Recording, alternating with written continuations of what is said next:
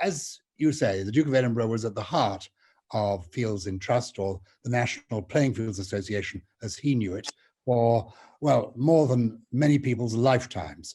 The charity, as you will know, was founded in the 1920s by Prince Philip's future father-in-law when he was the Duke of York, and who became King George VI. And in 1947, when Prince Philip of Greece became Philip Mountbatten, a British citizen, and then the Duke of Edinburgh on marrying Princess Elizabeth, he became involved in charities really actively for the first time. And the first charity he took on was the London Boys Clubs. But the first national charity in which he became involved was the National Playing Fields Association.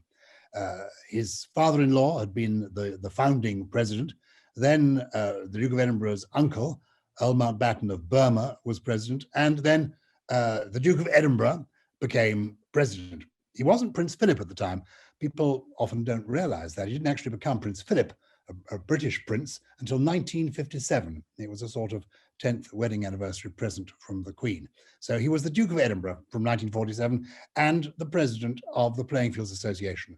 And he was always, I think, grateful to the Playing Fields Association in the way that we are grateful to him, because for him, it gave him a specific role. In the early years of his marriage, when he was still actively involved in the Navy, he and Princess Elizabeth led a fairly normal life because he was there in the Navy. She was almost like a naval wife.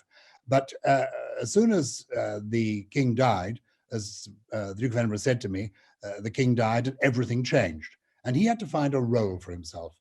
And he was very grateful that the Playing Fields Association was there, because it was a charity that made a big difference to him. There you see him watching some cricket. I once asked him, had his life been fun? And he said, I don't think about fun much. And then he paused and said, well, I think actually cricket for the playing fields was fun. So I'm pleased to say that we gave him some fun. And he was involved from literally from 1947 up until Prince William succeeded him 10 years ago as president. And he was so actively involved too. I knew about the Playing Fields Association in the 1950s because my mother had what many people had, an NPFA diary. The Playing Fields Association produced an annual diary, and this was bought by a lot of people, and because of the Duke of Edinburgh. And we had this diary, so all our appointments, you know, swimming lessons, going to Cubs, parties, birthdays, all noted in the NPFA diary. So I knew about it when I was a little boy. And then about 50 years ago, at the beginning of the 1970s, I got involved in the charity myself. And what amazed me when I turned up at the NPFA was to find that the Duke of Edinburgh was actually there in the building, hands-on. And he had been very hands-on, particularly at the beginning of the 1950s. When the offices were in Victoria, he would literally walk over from, first of all, from Clarence House, and then later, when he moved into Buckingham Palace, from Buckingham Palace to the office and run the show on a day-to-day basis. And I think what he liked about NPFA was that it was a practical way of doing things. Oh, look, here I see him there, Jean Wenger, and is that Alison Morgwin? Anyway, the point is he was in the office and he understood the office and he understood the way the office worked. He was very much, as a person, a pragmatist. He wasn't so much interested in making a noise as in making a difference.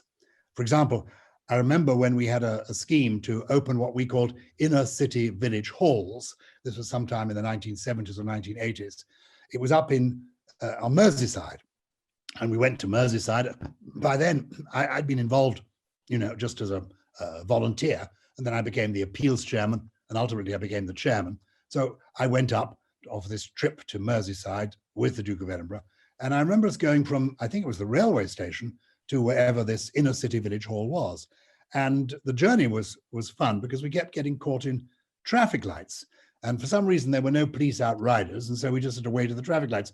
So people in adjoining cars kept recognizing the Duke of Edinburgh. And he seemed to find this quite amusing. And I do remember it was early in the morning and there were children going to school. And as they made faces at him, he was busy making faces back at them. So Fortunately, this was before the era of mobile phones. Otherwise, there would no doubt have been on Twitter endless pictures of the Queen's husband making faces on Merseyside at passing children in adjacent cars. But anyway, we had the event, and he put up with me. I was going through my phase of wearing colourful knitwear on television, and I bought a jumper that I was wearing, which had a frog on the front of it. And he said, what's that ridiculous frog on your front for? I said, well, it's a little joke of mine, so that my plan is to say, I can turn a frog into a prince. I'm the frog, here's the prince. He sighed, but he got on with it. Then he went back to London while we stayed up there. He had another appointment. He filled his day, very, very full indeed, and he went back by helicopter.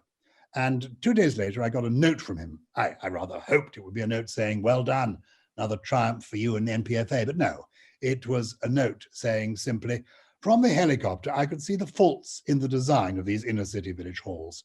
We are wasting valuable space that could be used for sports facilities on the changing rooms and lavatories. These need to be moved. And then he'd done a drawing of where they should be moved to. He was totally hands-on at all times.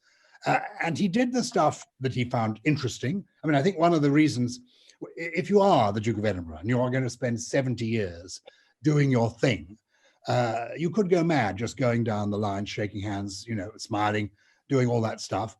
And he did it day in, day out. He measured out his life in greeting and meeting. But he also had a much smaller number of his 836 appointments and much smaller number of charities in which he really got stuck in on the detail. And we were lucky enough that for many years, the Playing Fields Association, as it was one of those. And he did whatever was required. For example, when we had a council that seemed far too big, he got involved in trying to trim down the council. When we needed somebody to head up some fundraising in Northern Ireland, he raided his address book and found out the right person to raise the money that we needed. As he said, the fundraising never stops. And thanks to him, we had film premieres, theatre shows, mentioned there of Frank Sinatra. He brought in a lot of celebrity involvement. We did a series of NPFA pantomimes. We went to the pantomime. He particularly liked the one where Tommy Trinder was in the pantomime, because he loved Tommy Trinder. People sometimes wonder at his sense of humor. And I think he introduced me once to a biography of Napoleon. And Napoleon said, because the Duke was very interested in military history, and Napoleon once said, if you want to understand a man, you should remember what the world was like in the year that man turned 21. And the Duke of Edinburgh turned 21 in 1942. And he reflected the values, the attitudes, the sense of humor of people of that generation, often called the greatest generation.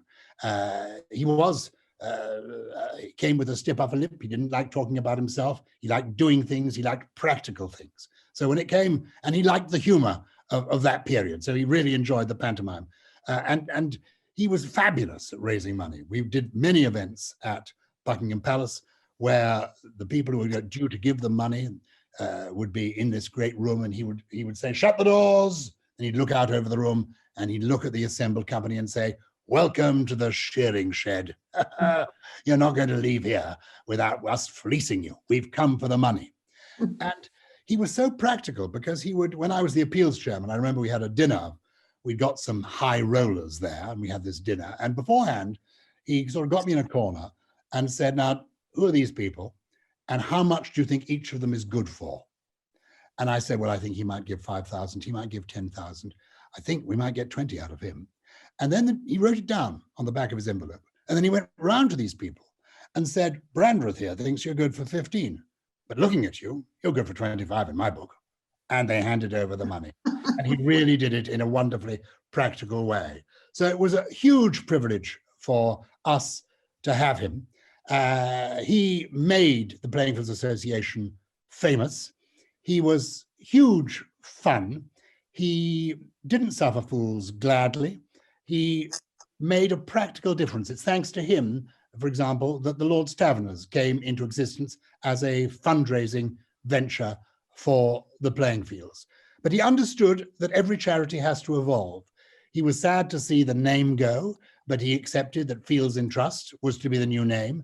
He was very pleased that Prince William agreed to be his successor as president, and he maintained a real interest in and affection for the Playing Fields Association.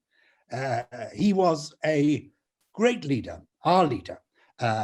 And you can see, there he is. What's interesting in that picture, you see Christopher Lang in the middle. The Duke of Edinburgh at that stage is actually 31 years older than Christopher Lang.